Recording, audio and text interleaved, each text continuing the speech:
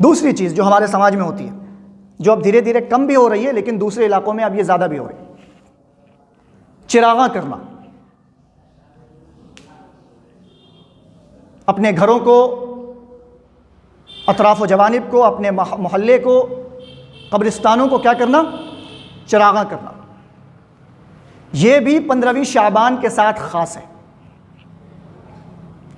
दारुल उलूम देवबंद से उनका माहनामा शुमारा निकलता है, जो आज भी निकलता है, और ये तकरीबन शुमारा 2000 के नवंबर के महीने का है, जिसमें उन्होंने इमाम सुयूती रहमतुल्लाह के हवाले से एक कौल नकल फरमाया कि इमाम सुयूती रहमतुल्लाह बयान फरमाते हैं कि इस तारीख़ को यानी 15वीं शाबान को बेशतर ममालिक में ऐसा होता है कि बाज़ जाहिल और मुब्तदईन यानी जो बिदात करने वाले लोग हैं वो लोग बतौर ख़ास चिरागा करते हैं, घरों को रोशन करते हैं, अपने इलाकों, अपने मोहल्लों को रोशन करते हैं, जिससे बेशुमार ख़राबियाँ पैदा होती हैं। अव्वलन कि चिरागा करके, अगरबत्तियाँ जलाकर या फिर दिए जला करके हम मजूसियों की मुशाबहत इख्तियार करते हैं।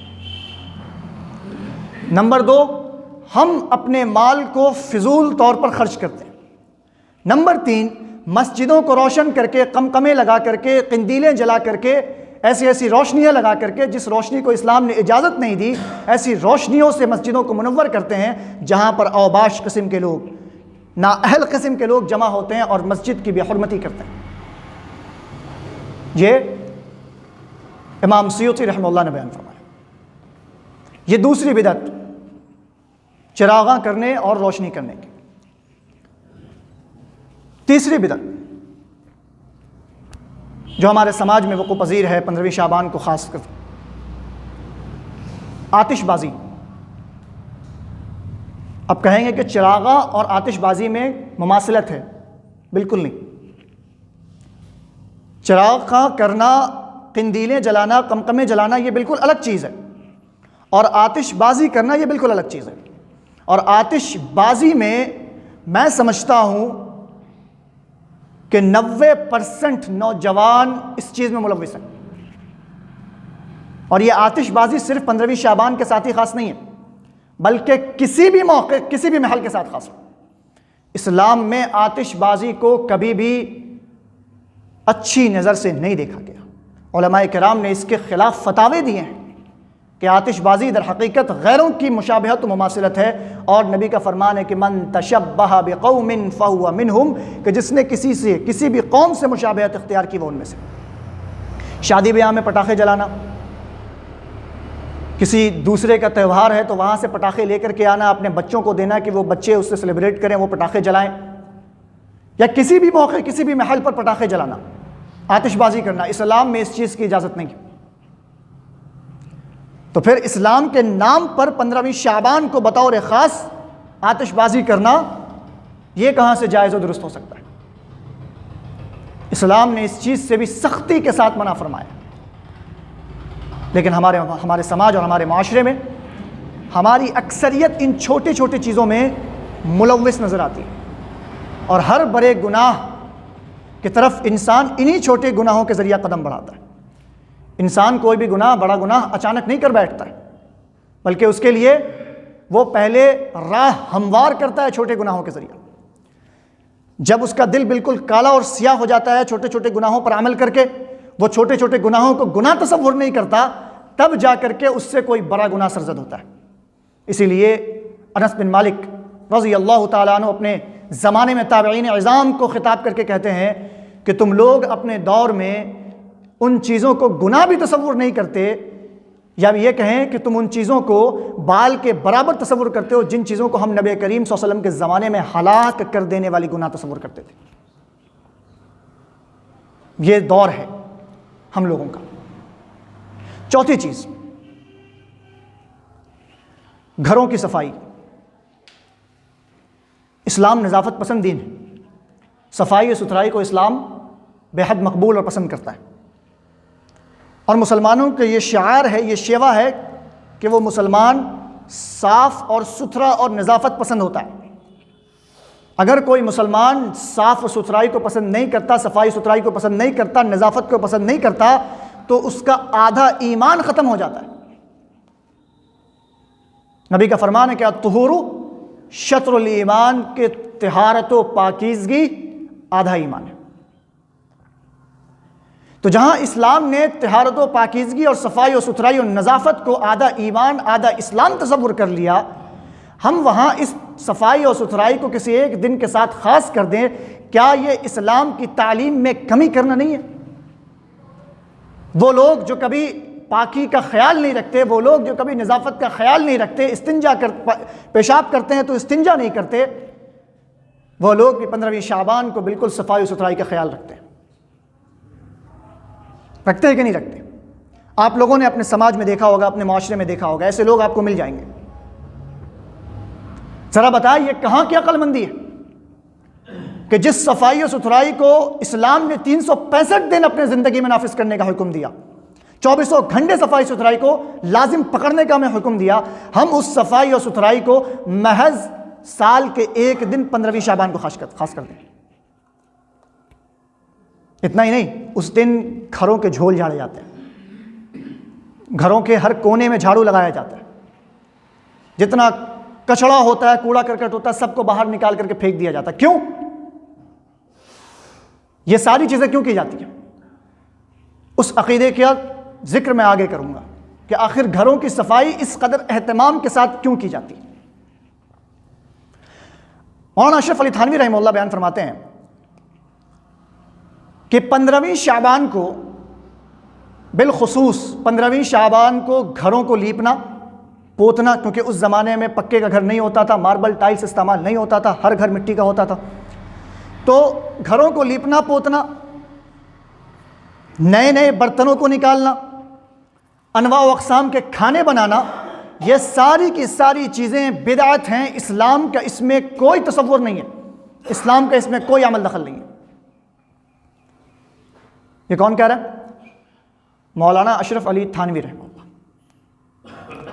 तो पता ये चला कि हमने सफाई और सुथराई जो इस्लाम की शनाख्त थी, इस्लाम की पहचान थी, जिससे मुसलमान पहचाने जाते थे, हमने उस टुकड़े को साल के एक दिन के साथ खास कर दिया। ये हमारी बदबख्ती है या हमारी बदकिस्मती? पूरे साल यूं ही हमारा घर निकल जाता है, पूरे साल हमारी ज़िंदगी निकल जाती है, घरों की सफाई हो सुथराई हो नहीं हो। ईद और बकरीद के मौके पर हम लोग आमतौर पर कर लेते हैं, क्योंकि हम लोग 15वीं शाबान को कोई अहमियत नहीं देते, लेकिन उन घरों में जाएं जहां पर 15वीं शाबान को एहतमाम के साथ मनाया जाता है, वहां उतना एहतमाम ईद और बकरीद के दिन नहीं किया जाता जितना एहतमाम 15वीं शाबान की तारीख को किया जाता है। हम और आप, हर शख्स इस दौर से गुजरा है। हमारे यहाँ भी कभी 15वीं शाबान को बड़े एहतमाम की नज़र से देखा जाता था और बड़े एहतमाम के साथ मनाया जाता था, जहाँ पर घरों की सफाई सुथराई, ये सारी चीज़ें बहुत ही बहस्न खूबी अंजाम दिए जाते थे। लेकिन अल्लाह रब्बुल आलमीन ने हमें इस किस्म के बिदात और खुराफात से बचा लिया। देखिए, घरों की सफाई सुथराई कोई बिदअत है? कोई कहेगा बिदअत है? बिदअत नहीं है।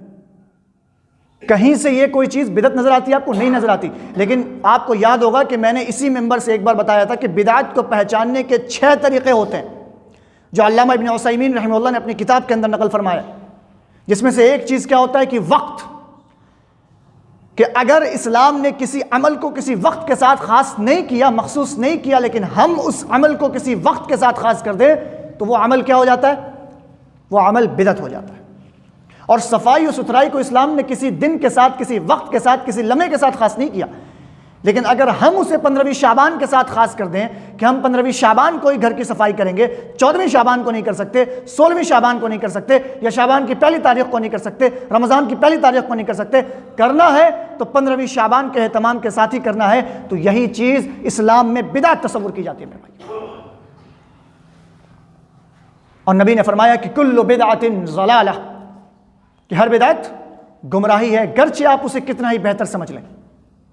लफ्ज़ कुल ला करके नबी करीम सल्लल्लाहु अलैहि वसल्लम ने बता दिया कि बिदअत की कभी कोई किस्म नहीं बन सकती, उसे आप बिदअत हसना बिदअत सय्या में तकसीम नहीं कर सकते।